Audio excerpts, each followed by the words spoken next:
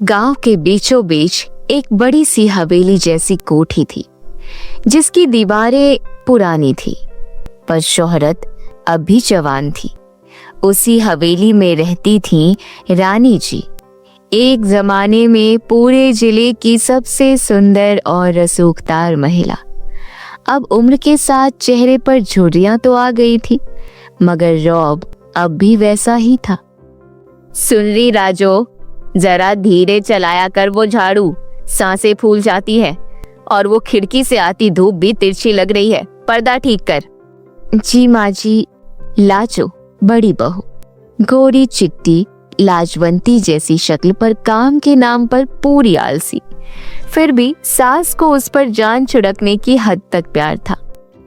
अरे रानी बहन, राम राम, आज तो बहुत दिनों बाद दर्शन हुए, कैसी हैं जी? अरे मुन्नी तू अब भी वैसे ही दिखे है जैसे 20 साल पहले, लेकिन तेरी जुबान अब भी ज्यादा चलती है। अरे वो सब छोड़ो बहन, ये बताओ, बड़ी बहू बड़ी सुंदर है मगर दुबली हो गई लग रही है, बहुत काम करवाती हो क्या? काम? ना बाबा ना, मेरी लाजो तो दूध सी धुली है, अलमारी की तरह चमकती है, जब देखो गजरा लगाए, पायल चमकाए। लाजो चुपचाप पंखा झलते हुए मुस्कुरा रही थी, जैसे तारीफ का थाल उसी के आगे सजा हो, मगर अंदर से जानती थी न कुछ पकाती है न कुछ धोती है। अरे रानी काकी, आपका छोटा राजू किधर है? उसका रिश्ता ढूंढ रहे हैं, बड़ी गोरी चिट्टी लड़की मिली है। गोरा होना जरूरी है बहू में, मेरे राजू को कम से कम सुंदर जोड़ी चाहिए। उसका रंग तो थोड़ा सांवला है, तो बहू तो परी जैसी होनी चाहिए ना। रानी जी को नहीं पता था उनका राजू, जो खुद गोरेपन के मानदंड से बाहर था, मंदिर के बाहर फूल बेचने वाली एक सांवली मगर तेज लड़की चंपा पर दिल हार चुका था।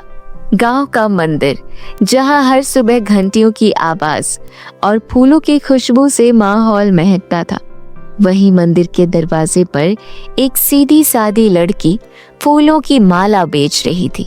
नाम था चंपा, रंग सांवला पर मन एकदम चमकता हुआ।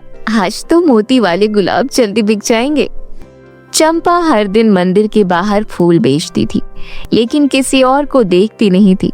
उसकी नजरें अक्सर मंदिर की सीढ़ियों की ओर लगी रहती, जहां से उसका राजू आता था। हाँ, वो उसे राजू भैया कहती थी, क्योंकि अभी तक हक जताने की हिम्मत नहीं हुई थी।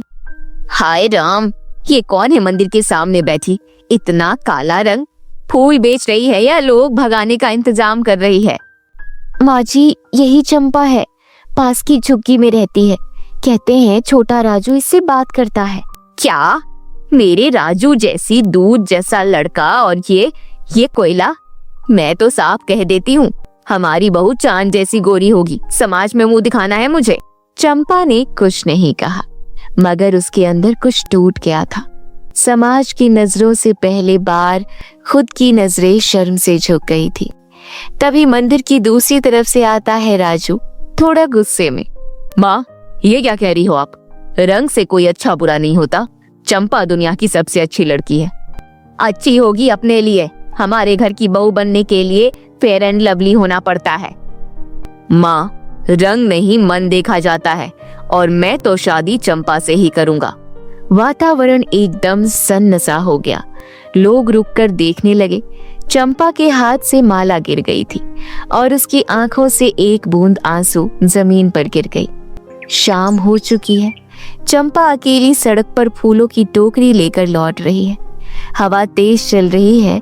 एक कोना अंधेरा है और वहीं बैठा है एक बूढ़ा भिखारी, फटे कपड़े, उलझे बाल, आंखें चमकती हुई। ए लड़की, जरा इधर आ। जी। तू फूल बेचती है, मगर तेरी किस्मत तुझे बेच रही है। ले, ये शीशा रख ले। ये जादुई शीशा है जो तुझे वैसा दिखाएगा जैसा तू चाहती है, मगर याद रख, इसका सच तेरे मन के सच से अलग नहीं होगा। पर मैं तो जैसी हूँ वैसी ही ठीक हूँ। चंपा ने शीशा थाम लिया, मगर अभी तक नहीं समझी थी असली जादू उस शीशे में नहीं, उसके अपने अंदर है। चंपा धीरे धीरे अंधेरे रास्ते पर चलती है, हाथ में वो जादुई शीशा, और पीछे रह जाता है एक सवाल, क्या वो इसे इस्तेमाल करेगी? चंपा को मिला था जादुई शीशा, मगर असली जादू तब शुरू हुआ जब ये बात उसके घर तक नहीं, रानी जी के हवेली तक पहुंच गई, और वहां रहने वाली थी बड़ी बहू लाजो। हाय री उमर, आजकल तो घुटनों में ऐसी चुभन होती है जैसे कोई कांटे चुभा रहा हो। माँ जी, आप कहें तो आयुर्वेद वाला तेल ला दूं, और वो चंपा के पास कोई जादुई शीशा है, सब कह रहे हैं कि उससे कोई भी गोरा हो जाता है। क्या सच कह रही है तू? उसी फूल वाली के पास है, पता नहीं सच है या झूठ, पर सुना है कि वो खुद भी अब रोज उसमें देखने लगी है। रानी जी के कान खड़े हो गए, पर लाजो के दिमाग में तो चल रहा था कुछ और ही प्लान।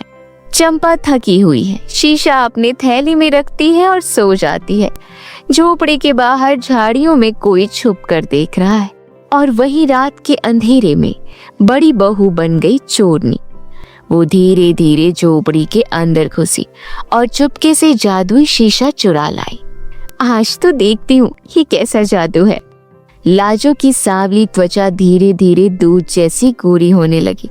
आईने में खुद को देखकर वो तो जैसे उछल पड़ी। हाय दैया, अब मैं लग रही हूँ ब्यूटी पार्लर वाली हीरोइन। अब देखती हूँ गांव की कौन कौन औरत मुझसे चलती है। हे भगवान, ये कौन है? लाजो, तू तो परी लग रही है। क्या करूँ माँ जी, अब तो भगवान ने रंग रूप भी दे दिया। रानी जी तो फूल ही नहीं समा रही थी, पर तभी हुआ उल्टा। जैसे ही दिन ढलने लगा, लाजो के चेहरे का रंग उतरने लगा और वो फिर से वैसी हो गई। हाय राम, ये क्या, रंग फिर से काला क्यों हो गया? दीदी, आपने चंपा का शीशा चुराया है ना? वो उसका था, वो उसका विश्वास था। क्या ये चोरी की है? लाजो, माँ जी माफ कर दीजिए, मैंने बस एक बार खुद को गोरा देखना चाहा था।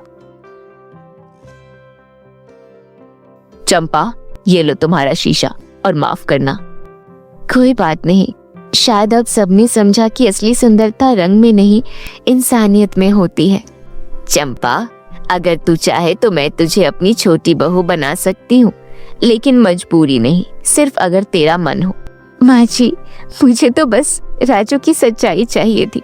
अब आप जैसा परिवार मिल रहा है तो सौभाग्य समझूंगी। तो देखा आपने, जादू शीशे का नहीं था, जादू था दिल का और उसकी सच्चाई का। तो मेरे प्यारे दोस्तों, कैसी लगी आपको मेरी यह कहानी? हमें कमेंट करके जरूर बताइएगा, और यदि यह कहानी अच्छी लगी हो तो इसे अपने दोस्तों के साथ जरूर शेयर करिएगा। तो फिर मिलती हूँ आपसे ऐसी ही किसी नई मजेदार हिंदी कहानी के साथ। तब तक के लिए बाय बाय दोस्तों।